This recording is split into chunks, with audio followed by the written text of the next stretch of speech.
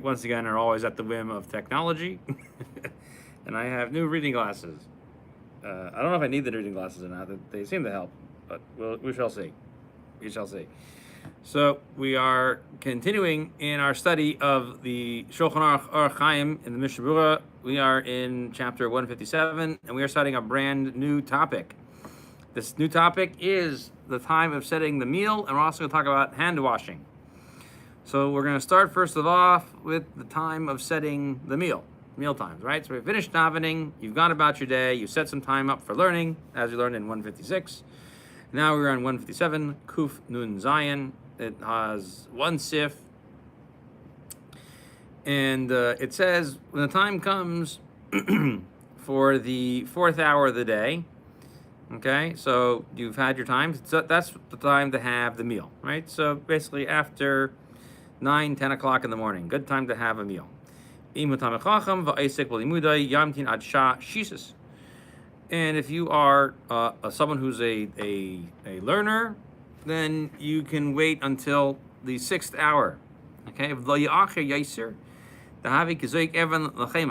right? Because if you shouldn't wait longer than the 6th, because then it's like throwing a stone in a bucket. Okay? Why? Because you had nothing to eat the whole morning. Okay? So this is from the Gemara. And so the Mishnah Berurah points out, he says, so we say the 4th hour, but there's one more time, which is not the 4th hour, which is the time of when people were working. Working people should take a break at the 5th hour, all right? So that's when they should take a break. So we're talking about the first meal of the day. So we're saying not to really eat anything until after you've gone through davening and a little bit of learning and then have your day start. Okay? So, but what is the revius? So what is the 1/4 of the day that we're talking about, the 4th hour? So the Mishnah Berurah explains, so when you get up at the break of dawn, we start measuring the hours from the beginning of the day. And when you get up from bed, afterwards, you look at the time from the time you got up from your bed. Okay? So I don't know what that means. So that's just what the Mishnah Berurah is quoting the Magen Avraham. So it's kind of a what should we call it? It's kind of a it's not a real clear halacha. So that's what it's saying. It's the, in the 4th hour. So it's that's how it's when you measure it, and when you get up from bed, then you check out the time when you got up from bed. So I don't know if he means that the 4th hour is lav davka. I mean, it's not the 4th hour from daybreak. It's also the 4th hour from when you get up from bed. I don't know if that's what he means or not. That's what it sounds like, but it doesn't seem like it's that clear. That doesn't seem clear. So he's quoting the Magen Avraham on that. So the reason why that's not clear is because the Magen Avraham is much longer. So the Magen Avraham himself says, so it sounds like it's measuring it from daybreak. Okay? And so therefore, that's what it's talking about. Okay? Okay? However, there's another possibility. So it's so even though the Mishnah Berurah himself isn't clear, he's trying to say that there's you can actually interpret it either way according to the Magen Avraham. So the Mishnah Berurah himself is kind of obtuse, but he was shortening the Magen Avraham and saying, I think it's 4 hours from first thing in the morning and not 4 hours when you get up from bed, but it could be either way. So that's what he says. So the Kaf HaChaim says that it is talking about from the first thing in the morning. He addresses the problem of the Magen Avraham. He says that people disagree with this Magen Avraham idea that you would measure from the time you get up from bed. He says that it should always be sha'os manios, and it always gets measured from Aleph to Shachar. So the only other thing I'm going to add on to that, to not drag this out too much, is to say that the Gaon and other Achronim would disagree with this interpretation and say that you measure the time from sunrise and not from daybreak, which is a later time. So you measure from sunrise, and but it only changes the time by about 36 minutes. It's not a huge amount of time. So whatever that time is, if you wanted to have your time, it should be 36 minutes later. Okay, so you need a little more time to get your day started. Okay, so that is, excuse me, that is the one explanation over there. So then we say until the 6th hour. So Mr. Berurah explains it means the beginning of the 6th hour. You shouldn't wait to the end of the 6th hour. Okay, and the 4th hour and the 6th hour seem to be Zmanios. All right, so he adds that as well, even though he's contradicting himself from the previous statement of quoting the Magen Avraham. He says like throwing a rock in a wine bucket. Okay, so he's saying it's like a wine bucket, an empty wine bucket, and you're ruining it. Okay, you're trying to fill up an empty bucket by adding rocks to it. So he's saying by throwing a rock into it, it doesn't lift the volume of the wine, it doesn't reduce the volume of the wine. Right? So he's saying that this is an issue of volume in the stomach. Okay? And he's saying, so therefore what we're saying is that it's just like filling a wine pouch, it makes more sense to fill a wine pouch all the way up and let it properly hold the wine. And that would be the best way to do it. Seems it's reasonable to go from sunrise for human biology to get up when there's enough light to see by. Yeah, I don't understand what the question is, but it seems to be, that you should wait for a little bit. So, but the 4th hour we're saying is not the end of it. So, I don't know what the hang up is. So, if it's the beginning of the 4th hour, okay, that's one possibility, or it should be within the 4th hour, not to the end of the 4th hour. So he's saying at the end of the 6th hour over here, because otherwise it's like throwing a rock into an empty wine bucket. Okay. He quotes the Zohar now, and he says, you shouldn't wait to eat on each day, because each person should have enough food to satisfy them for each single day. Okay, and meaning that every single day you should be asking for your sustenance. And that way, every single day will be taking care of that. And one other important thing is you should actually go to the bathroom before going to your meal. It's actually Gemara and Brachos, which will actually be brought up as a halacha later on about making sure you take care of your bathroom needs before going to the meal. But he brings it down over here as a final statement on this. So if you don't eat something in the morning, then it's not so bad. Okay. Nonetheless, it says the best time to really have your meal, Mishna Berurah explains, is at the 6th hour, beginning of the 6th hour. You should have something a little bit more than that. So you have something small in the 4th hour, and then have your bread meal at the 6th hour. Okay, and he goes to Gemara and Sukkah for this. He says that Bar Berurah used to eat at that time, and then they go for shir. Then they go to learning the Talmud at that time. Okay. However, in the Gemara and Shabbos and Daf Yud, when it talks about that you shouldn't start a big meal before davening mincha, it seems to imply that that's the 6th hour. All right, so those are the possibilities about it. So that's why we're saying that these are good times to hold your meal. Okay, let's talk about washing the hands. All right, so now you're gonna have a meal and you want to come and eat bread. So Zok the Shulchan Aruch, you want to come eat bread. So 158.1. Okay, Kuf Nun Ches Sif Aleph. He says you want to come eat bread. It's meal time. You're going to say hamotzi on that bread. You're going to need to wash your hands. Okay, even if you don't know that there's any type of tumah, right? There's any type of ritual impurity on your hands. And you say a blessing when you wash your hands for bread. Al netilas yadayim. Baruch atah Hashem Elokeinu melech olam asher kiddeshanu b'mitzosav v'tzivanu al netilas yadayim. Okay, that is the proper blessing for this washing. But if you don't say hamotzi on a certain type of bread, right? There are certain types of brachas you say. So you say hamotzi when it is proper bread. Okay, if it's not proper bread, says the Shulchan Aruch, rather it's teeny bread things. Okay. So the what's it called? The Ramah says perush starti. Starti are like little types of cookies. Okay. It says it's pasabab kisnin, a bread that comes in certain types of shapes or flakes, okay? And the Ramah says that means it's bread made with sugar and almonds and nuts, okay?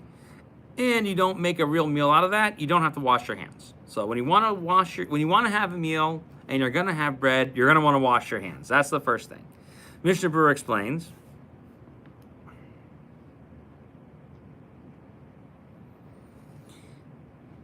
The Mishnah Berurah explains over here. One second.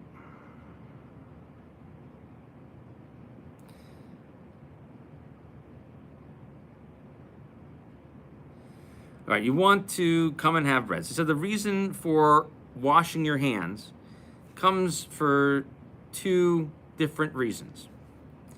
One reason is you might come and handle holy stuff like truma. Truma is what you separate from the grain products to give to the Kohen, and it has to be done with clean hands and a clean body, okay? So since hands, they get busy, they're busy touching stuff, and they touch all types of things. And when we were more careful about not transmitting ritual impurity from one thing to another, we used to be more careful about not only that the body be free from coming in contact with impure things, but even the hands. And the hands get busy touching things. So the Kohanim themselves who got the truma, they would wash their hands before eating truma. Okay, and that was because they were basically commanded to by the rabbis. The rabbis said you should really have really clean hands, exceptionally clean hands when handling holy stuff like truma. And truma is commandment by the Torah that you give it from your grain products. Okay, so that was the number one reason why it was done. It's also that the Kohanim should understand that with this enactment, every Jewish person that would eat bread should also not be permitted to eat it until they also wash their hands. So it was like it's really for Kohanim, and it was about cleanliness. So they know they shouldn't touch things that are impure or unclean to then ruin the bread. Because sometimes you can touch certain things and transmit it without actually. It doesn't make you personally tameh, but the nasty thing you touch could be something that you could transmit to the truma. But they made all Jewish people follow this custom to go ahead and cleanse the hands, okay? And even nowadays too, when there aren't Kohanim eating truma, because of all of the personal impurities that are attached to us, we come in contact with people who have the higher levels of ritual impurity that can be passed from one person to another, and then passed the truma, even though we don't have truma, right? The original enactment has not ended, okay? It was part of what's known as the Yud Ches Davar. There's 18 things that the students of Shammai said, we're going to do these things. And the students of Hillel lost that debate, and those 18 things have pretty much carried over for the past 2 millennia. Okay? And when we rebuild the temple, B'mheira B'yameinu, in our 1500 days, we are going to be prepared to eat things in regular purity, because we've been doing this. Another reason, in general, that they kept this around was because of general cleanliness and holiness and staying away from gross things. Okay? And the Gemara itself says that you shall imbue yourself with Kedusha, with holiness. This comes from the Gemara in Brachos and then Hey Amud Aleph. Okay? So that's the second thing. Say it's only for bread. Okay? Which is to say, not to talk about fruit. That's what the Shulchan Aruch is saying. It's for bread, not for fruit. We'll talk about that in Halacha Hey later on. The reason why is because most truma is handled as bread, okay? Because it says mireshis degancha, okay? It says from the first of your grain fruits, okay? And people don't eat grains until they've been made into bread. So that's why they didn't say, even though there's other things like grape juice and so on that come as truma, it was only made for when you eat bread, okay? We also said that it has to say the bracha of hamotzi, which means, since we currently don't have the Kohanim, does this kind of apply in the separation done with challah, or that separation is a separate thing? Oh, good question. Okay, so if I understand your question correctly, you don't have to wash your hands for the separation of challah, but we still retain the separation of challah. It's actually for a different reason, honestly. So the separation of challah is actually applicable by Torah law on the actual dough itself, meaning that the Torah says when you make a certain amount of grain into dough and then bake it into bread. Yes, it's going to be serviced as bread, but the mitzvah falls on the actual object itself. So in that case, there's a obligation that is now attached to the object, meaning the dough that was made. So therefore, the separation of challah is still required. So that is going to be a Torah commandment, irrespective of it. It's just that we don't have pure kohanim to whom to give that challah, and so therefore we have to dispose of it in a way that doesn't really disrespect the initial mitzvah itself. So you have to treat it with a certain amount of dignity. So the way we do that is we basically bake it with all the other challah in the oven, but we kind of leave it in there in the back, and it turns to charcoal. And then once it's charcoal, it's not considered food anymore. So that's the thought process with challah. But good question. But you don't have to wash your hands for challah, though. It's a great question. Okay, it's only when eating. Okay, and why? We say because it's when you're sitting and having a meal on this thing. So you have to wash your hands, 2 hands, okay, and with a utensil. And even if you're only eating with one hand, like a sandwich, right, like this, or you're having a burrito, right, only one hand, we still are worried that your other hand might touch it, so you have to wash both hands. Okay, and the proper way to do it is that you wash the right hand first with the left, so that way the left services the right. So take your left hand, actually you fill the kli with the right hand, you pass the left, wash the right hand, wash the left hand, and that's what you're supposed to do. But we'll get to that later. Okay? Even if you don't know that there's any impurity, and we also say you also don't know that you also see that they're not dirty. Nonetheless, you still wash your hands. And you say the blessing of al netilas yadayim, which I mentioned includes the words of Asher Kiddeshanu b'mitzvosav v'tzivanu.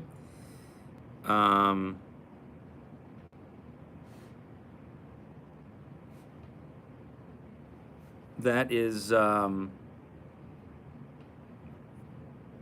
that's the dealio with that, and you have to say, which means we've been commanded. So it makes sense for us to say that we've been commanded because we've been commanded by the Torah to listen to the rabbis. Okay, and that's why many rabbinic mitzvos also get the words "and you commanded us." So that's why we're taught to follow the rabbis. And that's why it's considered still a command. We also don't say this blessing on tiny or thin breads. So we're going to talk about that when we get to Kuf Samches in 168. We talk about these things, okay? And especially in Sifah, we'll talk about these type of flat cakes mentioned here.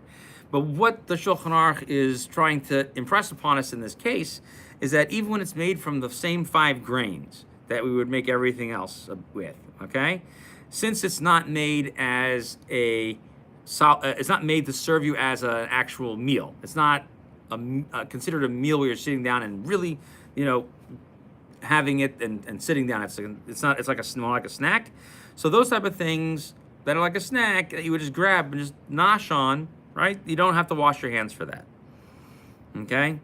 And so too, if it's bread made from things that are not the 5 species of grain, they also don't need to have your hands washed with them. And we also say it's not a fixed meal, okay? However, if it's possible, if you do have a meal with them, right? It's like a cake, right? And you sit and you have a meal on your cake, you would have to technically wash and say the hamotzi on it, just like bread, okay? Because the rules of the Torah, the rabbis say you have to say the first blessing, which is hamotzi, and then the Torah would mandate that you say birkas hamazon, the full long version of the grace after meals. That would apply when you're sitting and having a meal on this type of stuff, okay? And we'll talk about this again in 168, Kuf Samches, and specifically this issue of when you're Kovei Suda, of when you're establishing a meal in halacha number 8, okay? And we're not going to talk about how much you need for it to be considered having a full meal. We'll talk about it there. But if you start to eat and we're only going to have a little bit, and now you're like, you know what, I'm going to eat some more, you then would have to wash your hands, and you would have to say hamotzi, which we'll learn about later on, okay, in that same siman. Okay, and I think we will hold it here in 158 today. Okay, and we will pick up with the laws of washing the hands next time when we meet. We have started a brand new set of halacha, and I think everyone will very much enjoy this topic. It's very practical, it's very timely, and very useful. So thank you for joining, and we will learn about getting your hands washed for meals next time. We will see you next time.